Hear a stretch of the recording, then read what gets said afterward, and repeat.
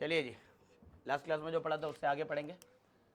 और एल्कीन आज हम लोग मैकेनिज्म है ना मैकेनिज्म किस रिएक्शन का।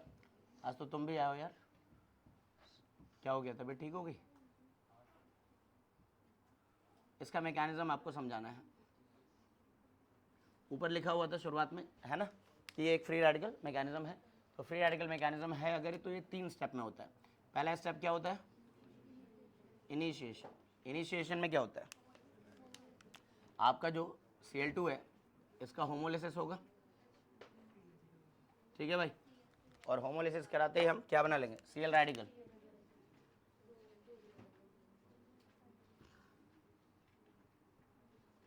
Cl रेडिकल, 2 Cl रेडिकल बन गए। अब इसके बाद क्या करना है? प्रोपगेशन स्टेप पे जाना है। प्रोपगेशन स्टेप में आपको मेन प्रोडक्ट मिलेगा, प्रिंसिपल प्रोडक्ट मिलेगा। तो ये जो Cl रेडिकल था ये किससे कोलाइड कर गया? CH4 से। बोलो है कि नहीं? CH4 को थोड़ी देर के लिए ऐसे लिख देते हैं CH3 एंड H, चलेगा? अब इसमें हुआ क्या? इस वाले बॉन्ड का होमोलिसिस, CH बॉन्ड का होमोलिसिस हुआ, ठीक है ना। और Cl और H मिल करके HCl बना लेंगे और आपको एक मिथाइल रेडिकल दे देंगे। सही बात है? ये पहला स्टेप था जी। अगले स्टेप में प्रोपगेशन के 2 स्टेप याद रखिए। अब ये मिथाइल रेडिकल की जिम्मेदारी है कि तुमने एक Cl रेडिकल कंज्यूम कर लिया, अब बाकी मीथेन के लिए और Cl रेडिकल प्रोड्यूस करके दे दो। तो ये किससे कोलाइड करता है? Cl2 से ही कोलाइड करता है। रखे हुए और Cl2 से कोलिजन होगा इसका। बोलो आ रही बात समझ? और Cl2 का कोलिजन कराएंगे, रेडिकल्स जनरेट करेंगे, इनका कॉम्बिनेशन करेंगे, CH3Cl बनाएंगे और ये Cl रेडिकल फिर से आपको मिला। अब ये Cl रेडिकल क्या कर रहा होगा? ये Cl रेडिकल क्या कर रहा होगा? दूसरे मीथेन के साथ स्टेप नंबर ए वापस से रिपीट करेगा। आ रही बात समझ? तो ये ए और बी जो है लगातार क्या करते हैं? रिपीट करते रहते हैं ताकि आपको प्रिंसिपल प्रोडक्ट मिलता रहे। प्रिंसिपल प्रोडक्ट मतलब मेन प्रोडक्ट आपको मिलता रहे रिएक्शन। लेकिन इसमें दूसरे रिएक्शंस भी पॉसिबल हैं, दूसरे प्रोडक्ट, है ना, some other propagation steps giving by products. बताइए जी।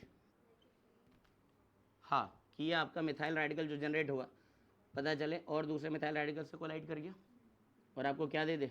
इथेन। सही है? और बताओ अपना जो, हाँ, ये जो आपको मिला था CH3 रेडिकल या CH3Cl मिला था, किससे कोलाइड कर जाए? Cl रेडिकल से। बोलो। और यहाँ से H चला जाए, CH2Cl मिल जाए आपको, CH2Cl2 मिल जाए ना, CH2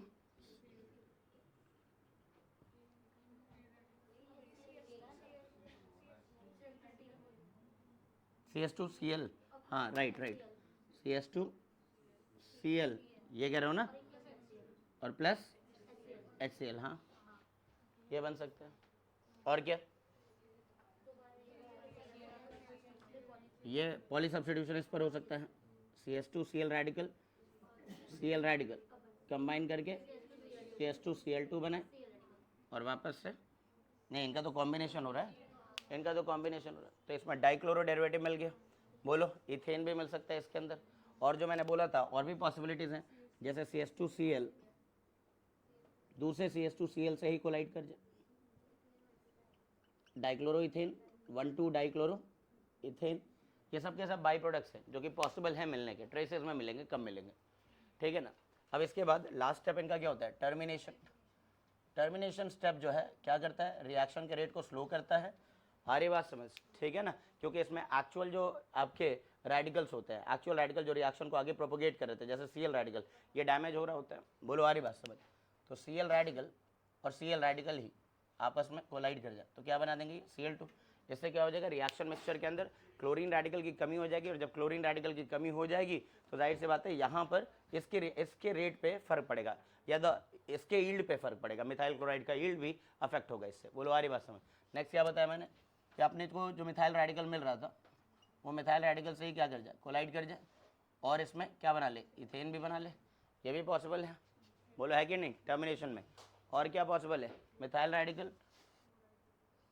Cl रेडिकल से कोलाइड करके क्लोरोमीथेन हो जाए। हाँ, यहाँ पर आपको भले प्रिंसिपल प्रोडक्ट मिल रहा है, लेकिन यहाँ पर देखिए प्रिंसिपल प्रोडक्ट यहाँ जब मिलना चाहिए था तो दूसरे Cl रेडिकल को जनरेट करके मिलना चाहिए था, लेकिन यहाँ पर डायरेक्टली मिथाइल रेडिकल और Cl रेडिकल कोलाइड कर गए हैं, जिससे नेक्स्ट Cl रेडिकल जो मिल सकता था उसके मिलने की संभावना कम हो गई।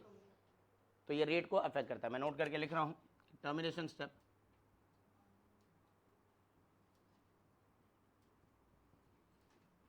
affects the rate of reaction and percentage yield of the principal product। Principal product का परसेंटेज यील्ड कितना बनेगा, इसको अफेक्ट करता है। बोलो आ रही बात समझ। तो यहाँ पर हमने एल्केन को कंप्लीट किया हुआ है। ध्यान रखिए, एल्केन में हमने जो भी पढ़ा था उसकी एक समरी ज़रूर बना लीजिए, है ना। जैसे मैंने केमिकल प्रॉपर्टीज़ में क्या क्या पढ़ाया मैं एक बार रिकॉल कर दूँ। सबसे पहले कंबशन पढ़ाया मैंने, फिर उसके बाद कैटालिटिक ऑक्सीडेशन या कंट्रोल्ड ऑक्सीडेशन पढ़ाया है। नंबर 3 मैंने आइसोमराइजेशन पढ़ाया है, रिएक्शन विद स्टीम पढ़ाया है, एरोमेटाइजेशन पढ़ाया है, पायरोलिसिस पढ़ाया है और हैलोजनेशन पढ़ाया है। एनसीईआरटी में ये वाले सारे रिएक्शन है, ये सारे कम से कम बता के आपको चल रहा हूँ। बोलो आ रही बात समझ। अब इसके बाद आज हम शुरू करने जा रहे हैं एल्कीन्स। एल्कीन्स के बारे में बाकी बातें हम पहले से भी जानते हैं, जनरल फार्मूला, आइसोमेरिज्म, कौन कौन से आइसोमेरिज्म शो कर सकता है वगैरह वगैरह, ये सब हम पहले से जानते हैं। सीधे बात करेंगे हम किसकी, मेथड्स ऑफ प्रिपरेशन। इसको बनाए कैसे, मेथड्स ऑफ प्रिपरेशन बताइए जी। अल्काइन का partial reduction by partial hydrogenation of alkyne, by partial hydrogenation of alkyne. मान लीजिए आपके पास कोई नॉन टर्मिनल अल्काइन है, टर्मिनल नहीं ले रहा हूँ मैं, नॉन टर्मिनल, ठीक है ना। इसका हम रिडक्शन कर सकते हैं हाइड्रोजन के प्रेजेंस में। अगर पैलेडियम डाल दिया तो सीधे तो अल्केन मिल जाएगा, सैचुरेट हो जाएगा पूरी तरह से ही। बोलो, लेकिन मैंने पैलेडियम की कैटालिटिक एक्टिविटी कम कर दी है पैलेडियम चारकोल के साथ, या फिर पैलेडियम कैल्शियम कार्बोनेट से, या फिर पैलेडियम विद बेरियम सल्फेट। बोलो आ रही बात समझ, ठीक है ना। इन सभी केस में आपको सिस एल्कीन मिलता है।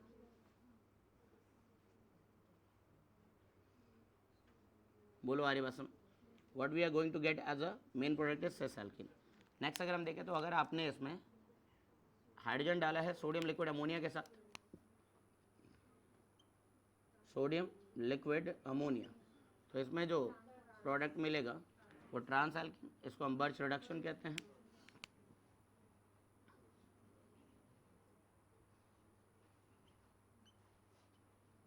बोलो, अनायनिक इंटरमीडिएट मैकेनिज्म है, मैकेनिज्म देख लेंगे बेंजीन वाले टॉपिक में भी इसको मैं समझाऊंगा। या देखिए ध्यान से नोट करके कुछ बातें लिख लीजिए। नंबर 1 कि अपना जो पैलेडियम चारकोल है या पैलेडियम कैल्शियम कार्बोनेट है, ठीक है ना, इसको हम लेडलास कैटलिस्ट कहते हैं।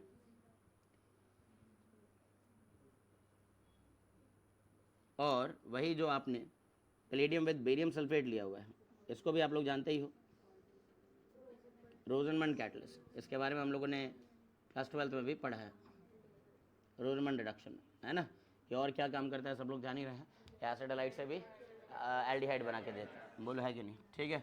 और अपने पास ये जो सोडियम लिक्विड अमोनिया लिया गया, सोडियम लिक्विड अमोनिया, भाई इसको हम बर्च रिएजेंट कहते हैं। क्या कहते हैं, मैंने कहा था कि जैसे जैसे ऑर्गेनिक की दुनिया में चलो, कई रिएजेंट कई कैटलिस्ट, इनके नाम आपको डायरेक्टली याद होने चाहिए। पेज नंबर 1 है, एक बार फोटो लीजिए। ओके जी, नेक्स्ट एग्जाम्पल कुछ देख लेते हैं इस पर। अगर मान लीजिए आपके पास ब्यूटूवाइन है, इस पर लिखा हुआ आ गया आपको हाइड्रोजन पैलेडियम चारकोल, और यहाँ लिखा हुआ आ गया हाइड्रोजन डाला गया तो सोडियम लिक्विड अमोनिया, प्रोडक्ट अपने आप लिख दोगे।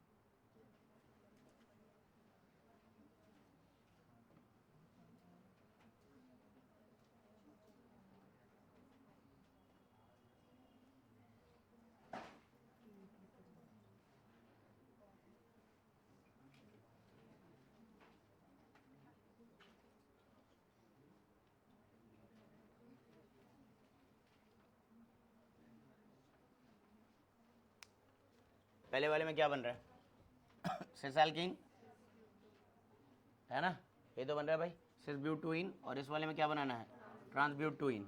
अब ये वाला जो हमारे पास है ये पेंटोआइन है, पैलिडियम कैल्शियम कार्बोनेट के साथ सिस फॉर्म बनाई है इसका, बोलो है या नहीं, ये सिस बना दिया मैंने, इसका ट्रांस बना लेते हैं, ऐसे लिख दो तो समझ जाओगे, है या नहीं, सिस और ट्रांस तो आप लोगों को समझ आते हैं, पूरा जीआई पढ़ा हुआ है आप लोगों ने। इस वाले में क्या करना है,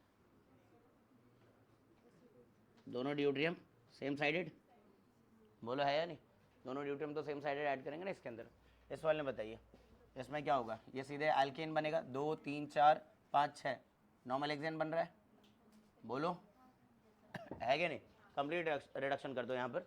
और इस वाले में आप लोगों को क्या बनाना है, सिस एल्कीन बनाइए, दोनों तरफ C2H5 है, C2H5 है, बोलो, और इस वाले में ट्रांस बना लीजिए, ये रहेगा, ठीक है जी, ओके। नेक्स्ट सेकंड मेथड पर आते हैं। सेकंड मेथड है कि आप इसको बना सकते हैं फ्रॉम वेस्नल डाइहालाइड्स, वेस्नल डाइहालाइड्स, वेस्नल डाइहालाइड से भी बनाया जा सकता है। इसके अंदर जो रिएजेंट लेना है अपने को वो जिंक लेकर के हीट कर देना है, बोलो आ रही बस में, एनसीईआरटी में भी ये मेथड बताया गया है वेस्नल डाइहालाइड्स के साथ। तो अगर मान लीजिए हमारे पास कोई वेस्नल डाइहालाइड है कुछ इस तरह का, यहाँ पर भी हैलोजन ग्रुप है, यहाँ पर भी हैलोजन ग्रुप है, आपको बस करना ये है कि इसमें जिंक मेटल डालिए और हीट कर दीजिए, तो ये जिंक जो है इन 2 सिग्मा बॉन्ड को तोड़ेगा, ZnH2 बनाएगा जिंक हैलाइड, और साथ में हमें एल्कीन मिलेगा, बोलो आ रही बस, ठीक है ना, कोई दिक्कत है इसमें, जल्दी बताइए ठीक है, जैसे कुछ एग्जाम्पल्स,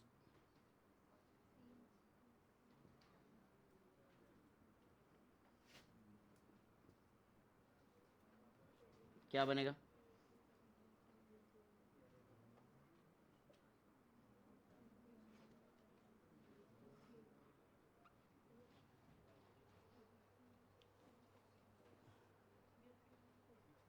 हाँ जी, इस वाले में क्या बन रहा है ब्यूटोइन, और इस वाले में भी इथीन बन जाएगा, पेज नंबर 2 है। इसमें अगर आपके पास वेस्नल डाई आयोडाइड होता, वेस्नल डाई आयोडाइड है ना, तो ये इतने बड़े ग्रुप है कि इनमें स्टेरिक रिपल्शन होता है आसपास, ये अपने आप ही डी आयोडिनेट कर जाते हैं और आपको एल्कीन दे जाते हैं, ठीक है ना। तो वेस्नल di iodides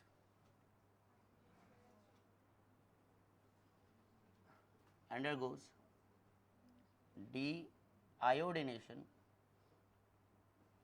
to give alkene, to give alkene, बोलो आई बस।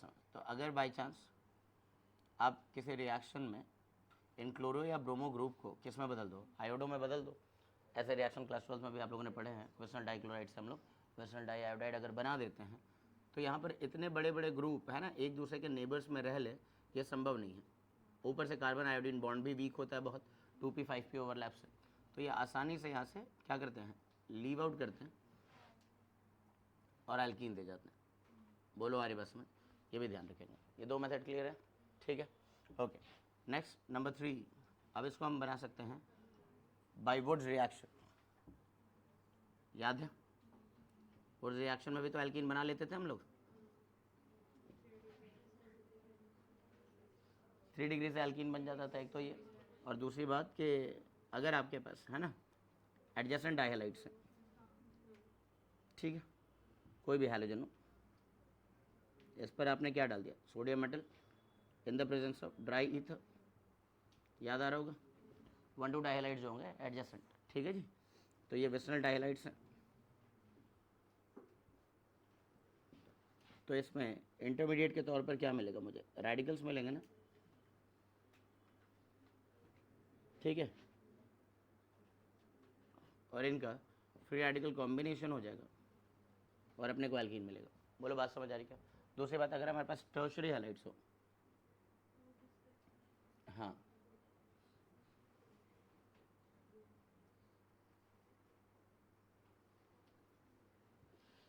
3 डिग्री है और इसका वुड्स रिएक्शन कराया जाए तो सबको याद होगा डिस्प्रपोर्शनेशन होगा, जिसमें सेम कार्बन का एल्कीन और सेम कार्बन का एल्कीन मिलेगा, तो इस हैलोजन को हटा करके एक तो H लगा दीजिए, बोलो हाँ है ना, तो ये वाला एल्कीन मिलेगा और साथ में ये अल्फ़ा और इसके पड़ोस का एक बीटा, इनके बीच में डबल बॉन्ड लगा दीजिए। क्या ये बात अब भी याद है? ठीक है ना, भूलना नहीं है जी, इससे भी बन जाएगा ये।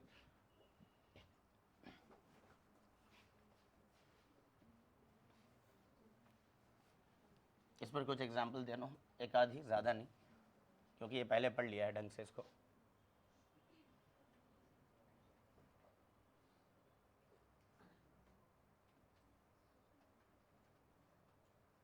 सोडियम ट्राईथर,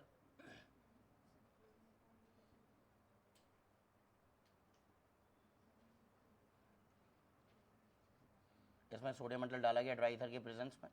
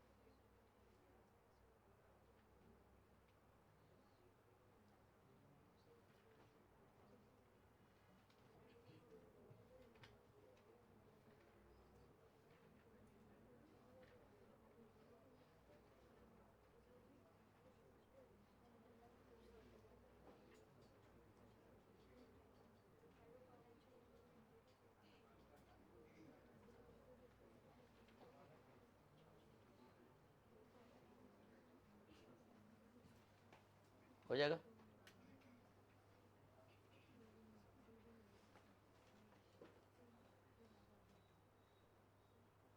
हो गया जी, चले आगे, बताइए पहले वाले में क्या बन रहा है? साइक्लोहेक्सीन, बोलो।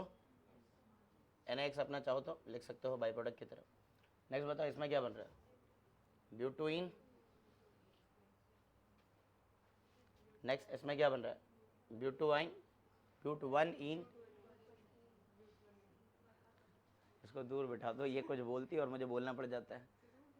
तुमने ब्यूट1 बोला था अभी। इसमें बताओ क्या?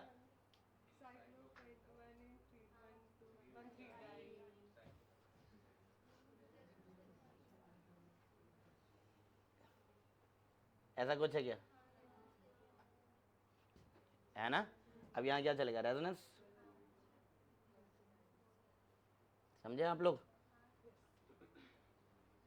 ठीक है जी, इसमें रेजोनेंस होगा, और रेजोनेंस होगा तो दो जगह बन जाएगा, कॉन्जुगेटेड डाइन बनेगा। कॉन्जुगेटेड किस किस का ये सही हुआ है? कॉन्जुगेटेड डाइन, बढ़िया है, ठीक है।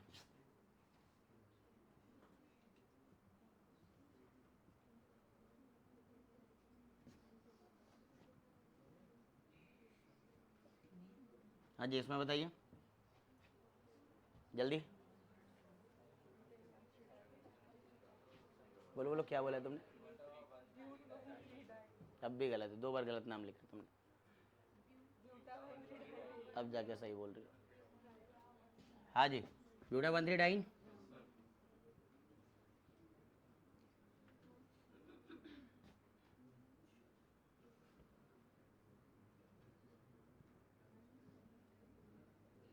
यही है ना?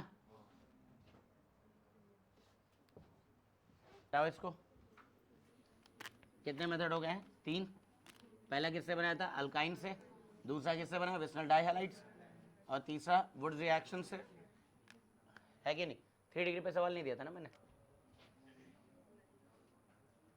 इन तीनों में क्या आंसर है? पहला वाला क्या बन रहा है? बेंजीन बन जाएगा ये, बोलो है या नहीं? इस वाले में एक तो आइसोब्यूटेन है और एक आइसोब्यूटीन है। यही है क्या भाई? ये सब पढ़ा लिया है तो कम से कम दिमाग में हमेशा रहना चाहिए। नेक्स्ट बताओ, इसमें भी वही है, एक तो मिथाइल साइक्लोहेक्सेन है और एक मिथाइल साइक्लोहेक्सीन है। ये बन रहा होगा 1 मिथाइल साइक्लोहेक्सेन, यही है ना? नेक्स्ट अब इधर आ जाए, ये भी हम पहले से भी जान रहे हैं, इसको पढ़ा है ना? कोलविज इलेक्ट्रोलिसिस करा दीजिए डाइकार्बोक्सिलिक एसिड का। इसमें भी हम जान रहे हैं फ्री रेडिकल बन जाता है उस कार्बन पर जिस कार्बन से कार्बोक्सिलेट ग्रुप जुड़ा हुआ था। सही बात है कि नहीं? एनोड पर बनता था। और बाद में हमने सल्फोनिक सॉल्ट्स का भी किया था, सल्फोनिक एसिड का सॉल्ट जिसमें SO3 गैस भी मिल रही थी साथ में, ये सब हम जान रहे हैं। ठीक है जी। खैर, एडजेसेंट कार्बनों पे बनेगा तो फ्री रेडिकल जब भी एडजेसेंट रहेंगे इंट्रामोलिकुलर कॉम्बिनेशन से ये क्या बना देंगे? एल्कीन बना देंगे।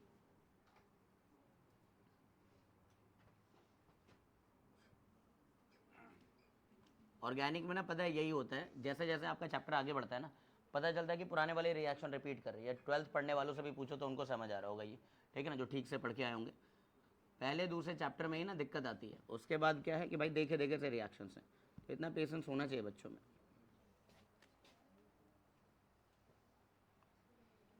और हमारे कई जेई के जवान तो कुछ बता भी नहीं रहे हैं, है ना, जैसे वो मुदब्बिर एंड ऑल, देखो गायब बैठे ना सर, अर्श को देख लो भाई, ठीक है गायब रहो तुम सब, उनको लग रहा है ये सब आता है, 4 सवाल दो तो औकात का पता चल जाए, ठीक है, पर क्या बोले, यही हो जाएगा। अब क्या हो जाएगा,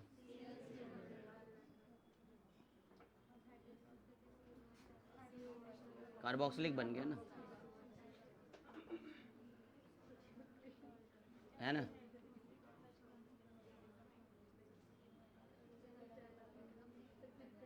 अब क्या हो जाएगा, इलेक्ट्रोलिसिस करा दिया तो इथीन, बोलो, इतना तामझाम यहीं पहुंचने के लिए है ना, जहाँ से शुरू किया था वहीं पहुंच गया। पेज नंबर क्या है ये, पेज नंबर 5 4 4 है, पेज नंबर 4, क्या नाम है अदनान, इतना तामझाम हुआ था यहीं पहुंचने के लिए, समझ गए होगे, है ना।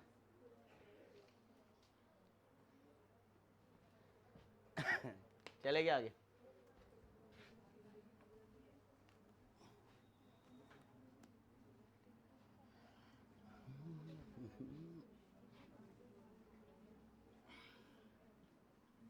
कितने मेथड हो गए जी, 4 मेथड, 4 मेथड हो गए ना। अल्काइन से बनाया, वेसल डाइहैलाइड से बनाया, वुड्स रिएक्शन से बनाया, कोलबीज से बनाया, अपने दिमाग में ही चलता रहना चाहिए कैसे कैसे, इसलिए कहता हूँ सब कुछ लिखने की ज़रूरत ही नहीं है। मैं तो बस इस तरह से देखो, मुझे तो पढ़ाते पढ़ाते याद है कैसे कैसे पहुँच सकते हैं आपको, लेकिन केवल ये सब पॉइंट्स भी लिख लोगे ना यार, बाकी दिमाग को काम करने दो ना कि कैसे बना रहे थे, ठीक है। 5वां अब बना सकते हैं फ्रॉम डी, हाँ फ्रॉम अल्कोहल बनाते हैं पहले, ठीक है ना, एसिड कैटलाइज डिहाइड्रेशन है, क्या बोला तुमने, अल्कोहलिक क्यों है,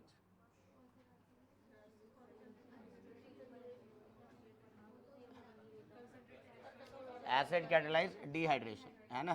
तो इसमें रिएजेंट क्या चाहिए, concentrated sulphuric acid, phosphoric acid भी ले सकते हो,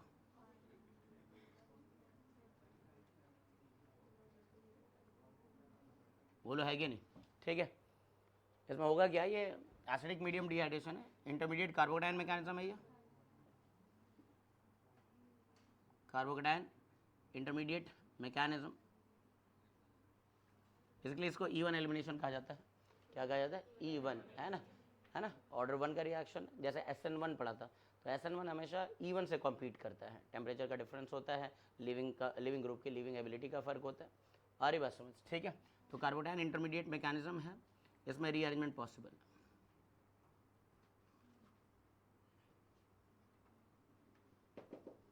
बोलो आ रही बात समझ, ठीक है ना।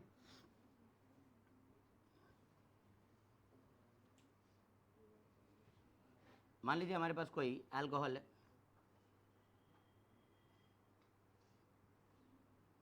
ठीक है, आपने इसके अंदर कॉन्सेंट्रेट H2SO4 डाला और हीट किया है, तो आपको ये एल्कीन मिलता है, साथ में वाटर मिलता है, बोलो आ रही बात समझ, ठीक है ना। सिंपली जब आप 11th या 12th में थे तो मैं कहता था अल्फा से OH हटा दो और बीटा से H हटा दो, डबल बॉन्ड लगा दो, बट चूंकि मैकेनिज्म E1 है तो इसमें रीअरेंजमेंट के चांस है, अब थोड़ा इसको समझना पड़ेगा, ठीक है। जैसे मैकेनिज्म इसका क्या है सर, समझा दीजिए। पहला स्टेप भाई एसिड बेस रिएक्शन, बोलो है कि नहीं। H+ जो है, चूँकि कॉन्सेंट्रेटेड एसिडिक मीडियम है, H+ का कॉन्सेंट्रेशन बहुत हाई होगा, तो जितने भी अल्कोहल मॉलिक्यूल हैं इन पर प्रोटोनेशन हो जाएगा, चूँकि ये एसिड बेस रिएक्शन है ये फास्ट होगा, बोलो है कि नहीं। Acid base reactions are very very fast reactions, बोलो है कि नहीं। ये अपना लोन पेयर दे रहा है, ये ब्रॉन्स्टेड बेस की तरह बिहेव कर रहा है, और ये Bronsted acid H2SO4 is acting as a Bronsted acid here providing H+, बोलो आ रही बात समझ, ठीक। और हमें मिलेगा एक प्रोटोनेटेड अल्कोहल, यही तो मिलेगा। पहला स्टेप तो ये हो गया, that's protonation of alcohol. What's step number 2? अब ये अच्छा लिविंग ग्रुप बन गया है। सबको पता है OH is not a good leaving group, but water is a good leaving group, क्योंकि OH माइनस जब लीव कर रहा होगा तो एक स्ट्रॉन्ग बेस लीव कर रहा है, और जब H2O लीव कर रहा है तो एक वीक बेस लीव कर रहा है। और सबने पढ़ा है कि लिविंग एबिलिटी जो है वो बेसिसिटी के इन्वर्सली प्रोपोर्शनल है, इसलिए डायरेक्ट OH माइनस को नहीं हटाया जा सकता है, ठीक है ना। तो अगला स्टेप है आपका डिहाइड्रेशन, जिसमें इंटरमीडिएट कार्बोटाइन बनेगा।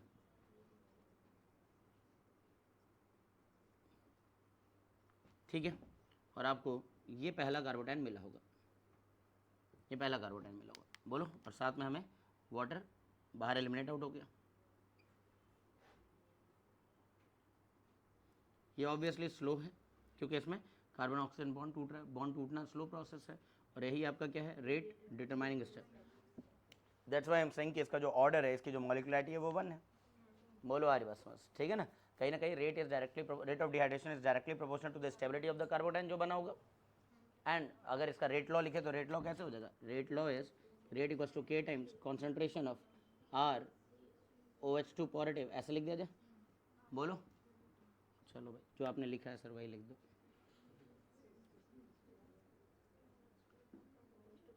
बोलो आ रही बात समझ, ठीक है ना। तो फर्स्ट ऑर्डर रिएक्शन है ये, और हम कह सकते हैं कि रेट विल बी, अब ये रिएक्शन किस अल्कोहल के लिए बहुत तेज होगा, जिसमें कार्बोटाइन जो पहला बना था वो पहला कार्बोटाइन रीअरेंजमेंट के बाद नहीं। बोलो आ रही बात समझ। So rate is directly proportional to stability of carbocation, stability of carbocation. बोलो इतनी बात तो समझ गए। किसका rate, rate of dehydration, rate of dehydration. तो एक ये भी सवाल आपको दिख जाएगा, चाहे ये अल्कोहल चैप्टर का सवाल मान लो, चाहे इस चैप्टर का मान लो, कंपेयर करा देता है कि 4 अल्कोहल देकर के कौन फास्टर डिहाइड्रेट करेगा।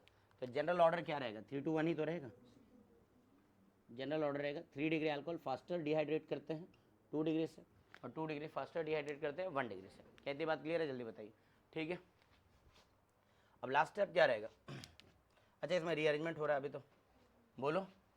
ये जो कार्बोडाइन है ये क्या करेगा, रीअरेंज बाय हाइड्राइड शिफ्ट, बोलो। और अगर ये हाइड्राइड शिफ्ट कर जाए तो अब ये इस तरह का बन जाएगा, बोलो है कि नहीं, इस तरह का। यानी कि इसके एनर्जी प्रोफाइल डायग्राम में, ठीक है ना, 2 इंटरमीडिएट के कॉरेस्पॉन्डिंग 2 मिनिमा चाहिए मुझे। मतलब जे वगैरह में तो ऐसे क्वेश्चन आते हैं कि कोई एनर्जी प्रोफाइल डायग्राम देता है मैकेनिज्म में, और 4 अल्कोहल दे देगा, कहेगा ये किस अल्कोहल के लिए एनर्जी प्रोफाइल डायग्राम बना हुआ है। बोलो आ रही बात समझ, ठीक है। अच्छा ओवरऑल रिएक्शन तो एंडोथर्मिक के मानते हो, हीट कर रहे हो आप लोग, क्यों, क्योंकि हम लोग एक सिग्मा बॉन्ड तोड़ रहे हैं और बदले में क्या बना रहे हैं, एक pi bond. Sigma bond strong होता है और आप बना रहे हो एक वीक पाई बॉन्ड, तो रिएक्शन इज व्हाट, एंडोथर्मिक।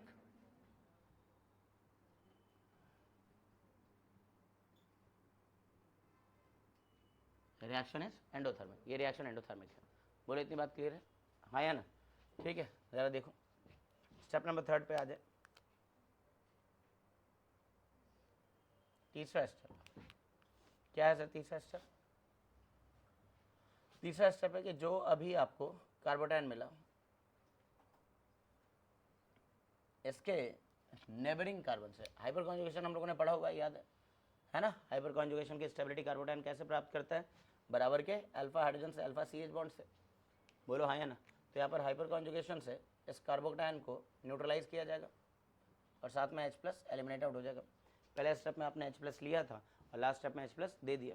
चलो ये बात भी नहीं अगर समझ आ रही तो आप ऐसे समझे, H2SO4 से H+ आया तो उसका कॉन्जुगेट बेस तो पड़ा हुआ है ना अभी, तो OSO3H। बोलो OSO3H है ना। ये बेस क्या करेगा, ये बेस अपना H+ मांगेगा कि पहले स्टेप में तुम्हें उधार दिया था, आखिरी स्टेप में मुझे दे दो वापस, ठीक है ना। तो ये H+ लेकर के भागेगा यहाँ से। क्लियर है, बोलो ठीक है, इसमें कोई दिक्कत किसी की। चलो अब इसका अगर एनर्जी प्रोफाइल डायग्राम बनाए तो कैसा बनेगा, वाई एक्सिस पर मैंने लिया पोटेंशियल एनर्जी और यहाँ पर time, potential energy versus time. तो अपने पास रिएक्टेंट अल्कोहल है, so this is for alcohol. Alkene के लिए इसके ऊपर रखूँ या इसके नीचे रखूँ, ऊपर, क्योंकि रिएक्शन क्या है, एंडोथर्मिक, एंडोथर्मिक रिएक्शन है ना। तो जो एल्कीन बना मेरा, कहीं यहाँ बना मान लो, ये प्रोडक्ट एल्कीन है, ठीक है। अब इस रिएक्शन में क्या हुआ था,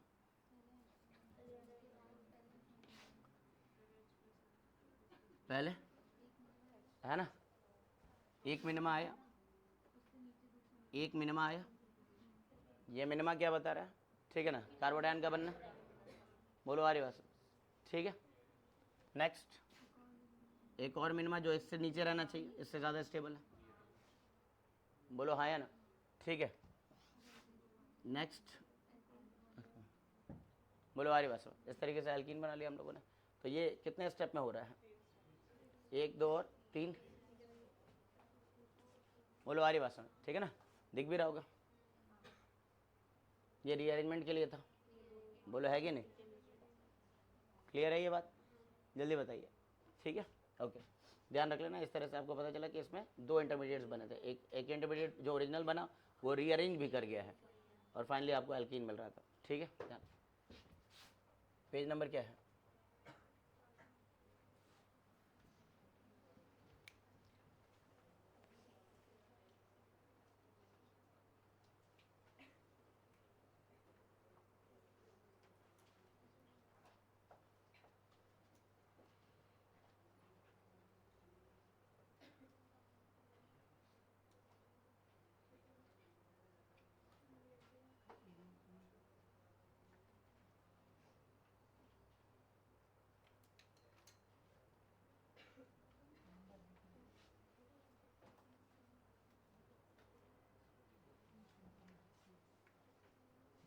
चले आगे।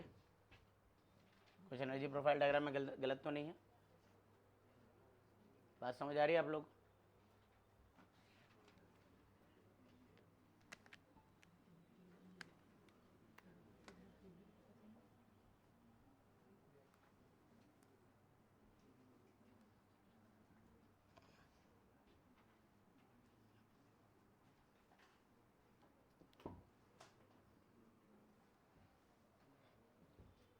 चलिए इनके प्रोडक्ट लिखिए।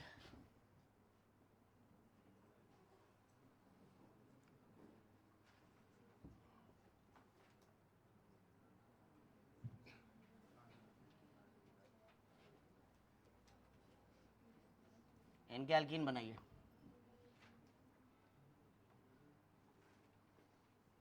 हो गया, बहुत बढ़िया, स्पीड बढ़ जानी चाहिए क्योंकि ये टॉपिक इसके पीछे जो है वो हमने पढ़ लिया है, रीअरेंजमेंट वगैरह।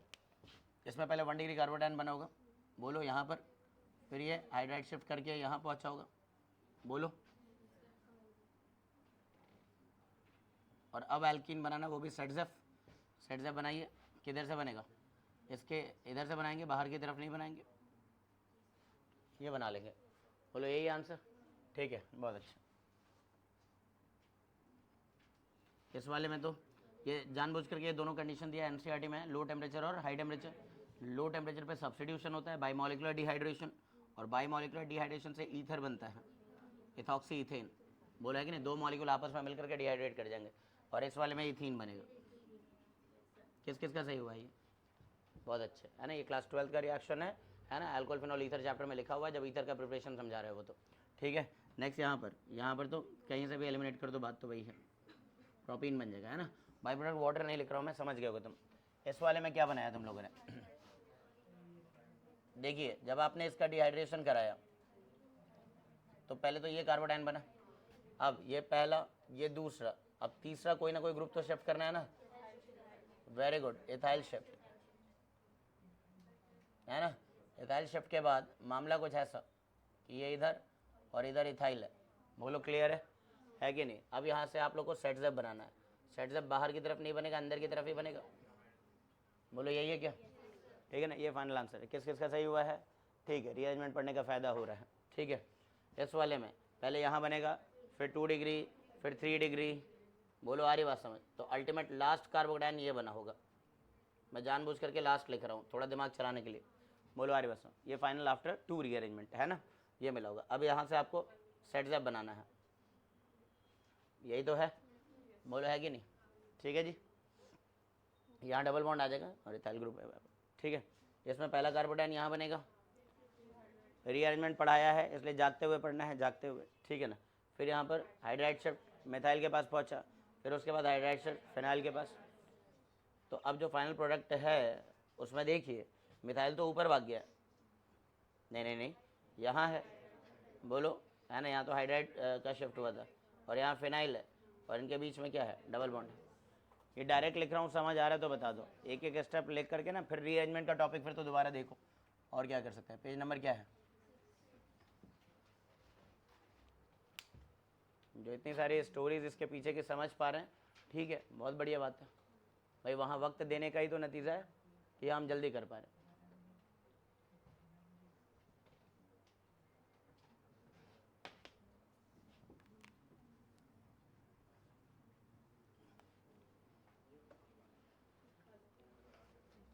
हाँ जी, हो गया। पहले में क्या हुआ, इंटरमीडिएट कार्बोडाइन बना, पहला स्टार्टिंग कार्बोडाइन ये बना होगा, सही बात है, प्रोटोनेशन के बाद। अब ये वाला स्टेप मत लिखो कि पहले प्रोटॉन आया फिर ये, समझो फिर क्या हुआ, हाइड्राइड शिफ्ट, इससे ज़्यादा स्टेबल हो जाएगा ये तो 1 डिग्री, अभी ऐसा हो गया होगा। अब जैसे ही ये हो गया 5-6 में बदल जाएगा, रिंग एक्सपेंशन। कैसे करते थे, याद है कुछ, पहला दूसरा तीसरा चौथा पांचवा और छठा, पहले से तीसरे को जोड़ो, पहले से तीसरे को जोड़ो और दूसरे पर पॉजिटिव चार्ज, ऐसा ही था। तो ये मान लो कौन है, ये पहला है जिस पर मिथाइल ग्रुप है, दिख रहा है, और पहला जुड़ा है किससे, तीसरे से, और इधर को दूसरा है भाई, पहला दूसरे से भी जुड़ा और पहला अभी अभी तीसरे से जुड़ गया, ये सब सिखा रखा है यार। अब यहाँ से वापस से क्या होगा, हाइड्राइड शिफ्ट,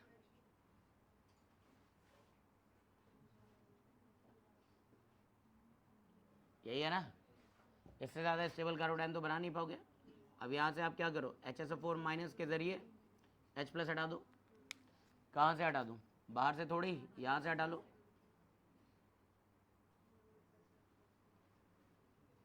और एल्कीन बना लो। किस किस का यही आंसर है, बहुत अच्छे।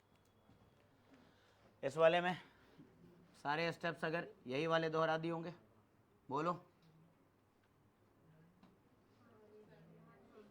क्या यही आंसर, अरे ये तो यही कार्बोडाइन बन गया, ऐसे ही होगा 4 का 5 में बनना, फिर हाइड्राइड शिफ्ट भी हुआ, मिथाइल वाले कार्बन पे पहुंच गया पॉजिटिव चार्ज, इस वाले में 4-5 में बदल गया, साइक्लोपेंटवानिन, क्या यही आंसर, टोटल 5 ही कार्बन है। लास्ट देख लो जरा एक बार कॉपी, चलिए आइए समझते हैं। पूरा रीअरेंजमेंट पढ़ाने का कोई फायदा मिला नहीं मुझे, है ना, प्रोटोनेशन हो जाएगा यहाँ पर।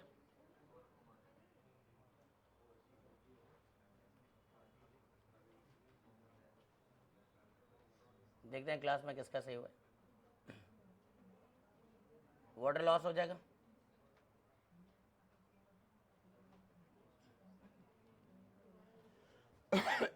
बाहर वाले पे पॉजिटिव चार्ज, 4 को 5 में बदलते हैं, इसमें एंगल स्ट्रेंथ ज़्यादा है, बोलो आ रही बात समझ,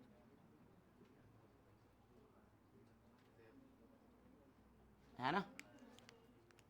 तो इसके बाद क्या होगा, इस पूरा ये बॉन्ड इधर शिफ्ट कर जाएगा, 5 मेंबर रिंग इधर बना,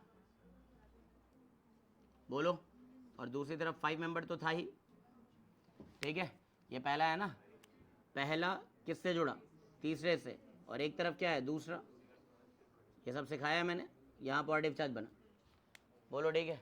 अब ये यहाँ नहीं स्टेबल है, इससे ज़्यादा स्टेबल तो नीचे है, तो ये हाइड्राइड शिफ्ट करेगा, हाइड्राइड शिफ्ट करके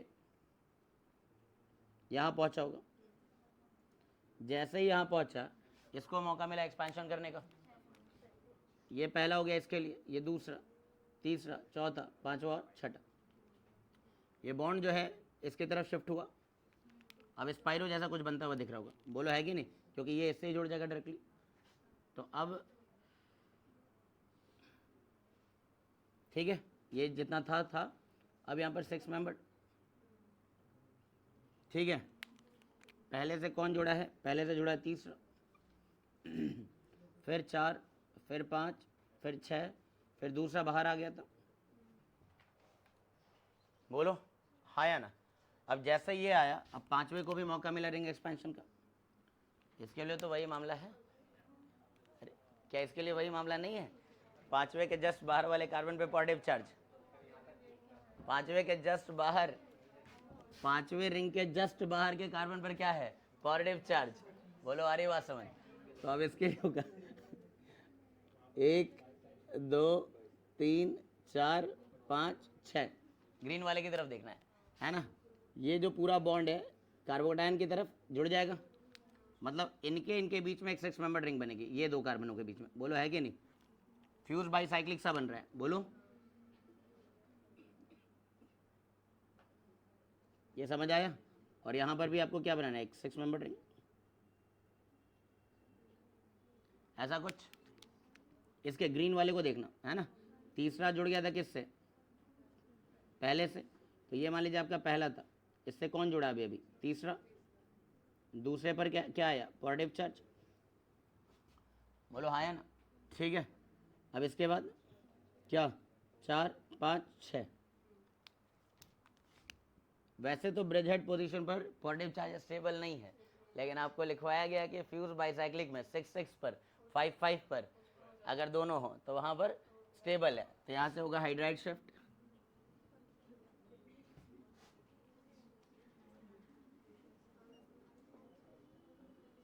आ रही बात समझ?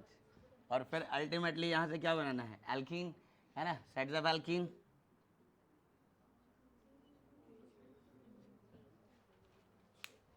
कुछ समझ आया? मैंने कहा था जेई का क्वेश्चन है ना, तो थोड़ा सा ये ध्यान रखता है। आमिर ने जिस दिन रीअरेंजमेंट पढ़ा रहा था ना, उसी दिन ये भेज दिया था कि भैया ये कहो। मैंने कहा रुको समझ लेने दो पहले ढंग से सब कुछ, उसके बाद शायद ये सही भी करें।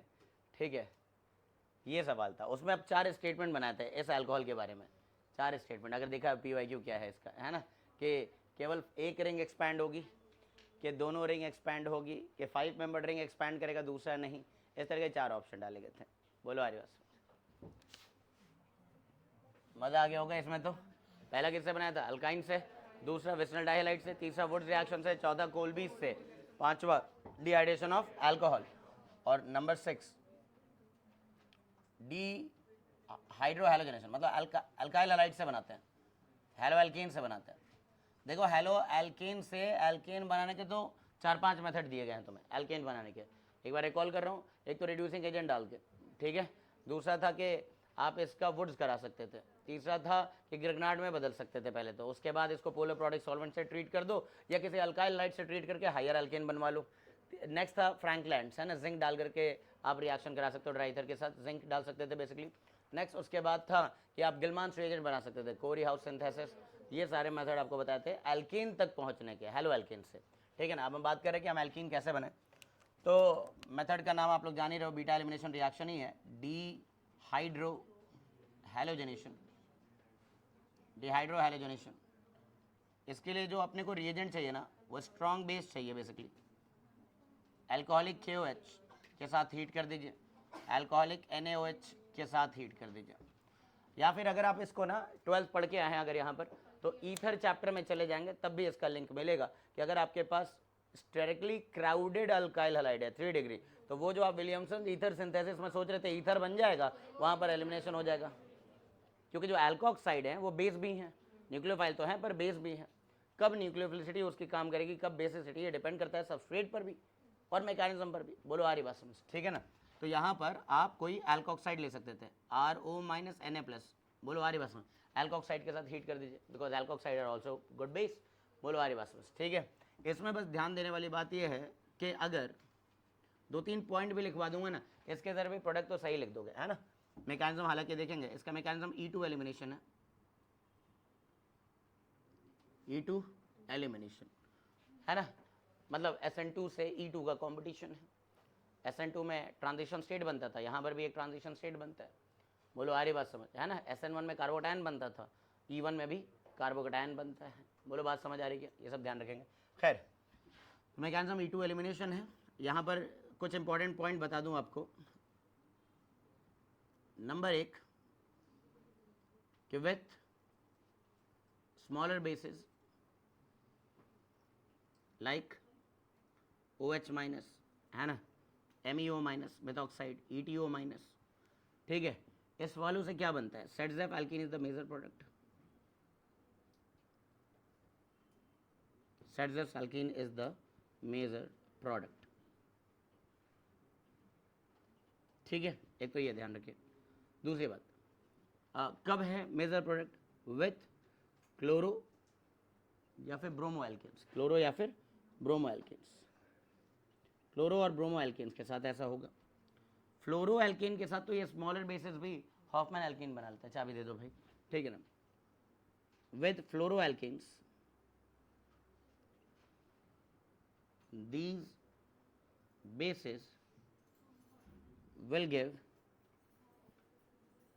Hoffman alkene, will give Hoffman alkene। Mechanism बदल जाता है, इवन सीबी कहा जाता है इसको, ठीक है ना। इवन सीबी मैकेनिज्म फॉलो होने लगती है यहाँ पर।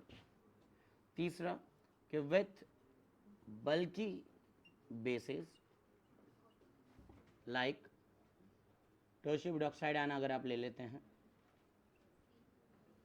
बोलो आ रही बात समझ, ठीक है ना। Hofmann alkene is the major product.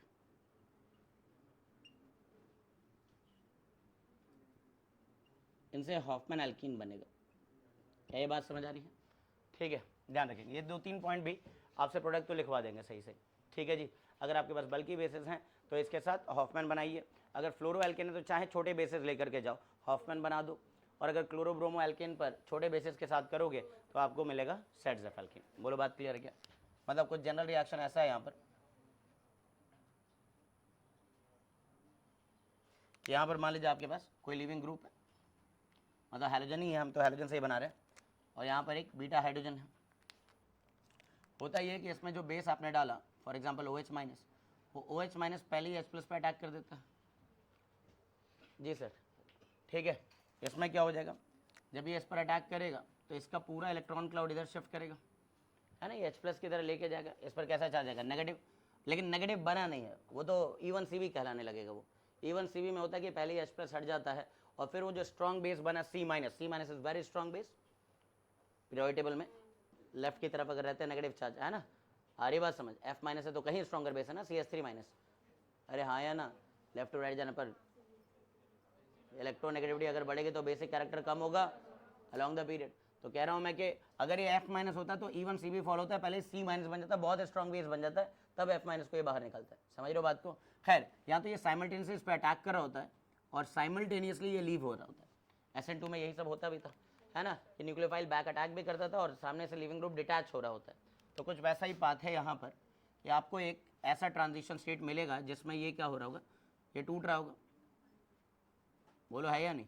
और यहाँ पार्शियल पाई कैरेक्टर आ रहा होगा और यहाँ ये डिटैच हो रहा होगा। बोलो ये बात समझ आ रही क्या? ठीक है, ये एक ट्रांजिशन स्टेट सा बना जिसमें ये जुड़ चुका होगा किससे, मतलब जुड़ ही रहा होगा बेस से, ठीक है। तो यहाँ पर हो रहा है बॉन्ड का फॉर्मेशन, ये बॉन्ड का ब्रेकिंग, बॉन्ड फॉर्मेशन, बॉन्ड का ब्रेकिंग, ऐसा चल रहा है। बोलो आ रही बात समझ? तो इस तरह से हमारे पास एक ट्रांजिशन स्टेट बन रहा है। ये ट्रांजिशन स्टेट ओवरऑल अनायनिक है, आपको दिख भी रहा होगा, है ना, क्योंकि लेफ्ट की तरफ नेगेटिव चार्ज है, तो ट्रांजिशन स्टेट पर भी कैसा चार्ज है? नेगेटिव चार्ज है। अल्टीमेटली ये डिटैच हो जाएगा और आपको इन दो कार्बनों के बीच में डबल बॉन्ड आ जाएगा, मिलेगा H2O और मिलेगा X माइनस। बोलो ये बात समझ आ रही क्या? तो ट्रांजिशन स्टेट के थ्रू जा रहा है ये। दूसरी बात है, ये ट्रांजिशन स्टेट जितना स्टेबलाइज होगा उतना रेट फास्टर होगा। ट्रांजिशन स्टेट की स्टेबिलिटी डिपेंड करेगी, है ना, क्योंकि ये अनायनिक ट्रांजिशन स्टेट है, तो इस पर अगर बहुत ज़्यादा इलेक्ट्रॉन विड्रॉइंग ग्रुप्स हैं तो रेट को क्या कर देंगे? बढ़ा देंगे। जैसे इन कार्बन के आसपास इलेक्ट्रॉन विड्रॉइंग ग्रुप्स भी लगे होंगे, जैसे नाइट्रो लग गया कहीं पर, और फिर पूछ रहा है कि ये फास्टर एलिमिनेट होगा या नहीं होगा? डेफिनेटली होगा। बोलो आ रही बात समझ? तो यहाँ पर कुछ इंपॉर्टेंट पॉइंट्स में क्या मिल रहा है अपने को कि एक तो यहाँ पर reaction proceeds through the formation of anionic transition state, anionic transition state। बोलो आ रही बात समझ? rate is directly proportional to stability of anion। बोलो anion मतलब आपके हेलो एल्केन पर मैं ये लिख रहा हूँ, that is presence of electron withdrawing group on the substrate alkyl halide, हम अल्काइल लाइट से बना रहे हैं लेकिन इसके अंदर इलेक्ट्रॉन विड्रॉइंग ग्रुप्स हैं। Increases the rate of elimination, the rate of elimination, यहाँ पर रेट बढ़ जाएगा अगर इलेक्ट्रॉन विड्रॉइंग ग्रुप्स होंगे तो। ये ध्यान रख लेना, इस पर हो सकता है कि टेस्ट में सीधे कहीं सवाल दिख जाए आपको, ठीक है ना। नेक्स्ट यहाँ पर जैसा मैंने बताया था कि ये अगर स्मॉलर बेस है तो ये उस हाइड्रोजन को अटैक कर देगा जहाँ हिंड्रेंस ज़्यादा भी रही हो, बोलो आ रही बात समझ। लेकिन ये बहुत बल्कि होगा, बहुत बड़ा होगा, तो जहाँ क्राउडिंग है वहाँ नहीं पहुँच पाएगा, लेस क्राउडेड साइड जाके अटैक करेगा, बोलो आ रही बात समझ। ये लॉजिक तो क्लियर हो गया। जब भी मैंने लिख दिया कि इसमें क्या बनता है, हॉफमैन कब बनता है और सेटजेफ कब बनता है, बोलो। एक चीज़ और बहुत इंपॉर्टेंट है, इस तरह के एलिमिनेशन होने के लिए हैलोजन का और हाइड्रोजन का डायरेक्शन ऑपोजिट होना ज़रूरी है। इसको हम एंटी पेरीप्लेनरशिप कहते हैं। क्या कहते हैं? एंटी पेरीप्लेनरशिप, है ना। So anti periplanarship is a must condition for beta elimination of haloalkanes, बोलो आ रही बात समझ। एंटी पेरीप्लेनरशिप इसका मतलब क्या होगा, that is direction of alpha halogen and beta hydrogen must be opposite, ठीक है जी। यहाँ से हम लोग अगली क्लास में डिस्कस करेंगे इसमें। हाँ डाउट पूछ लो, कोई बात नहीं, कल मिलेंगे, है ना, सुबह।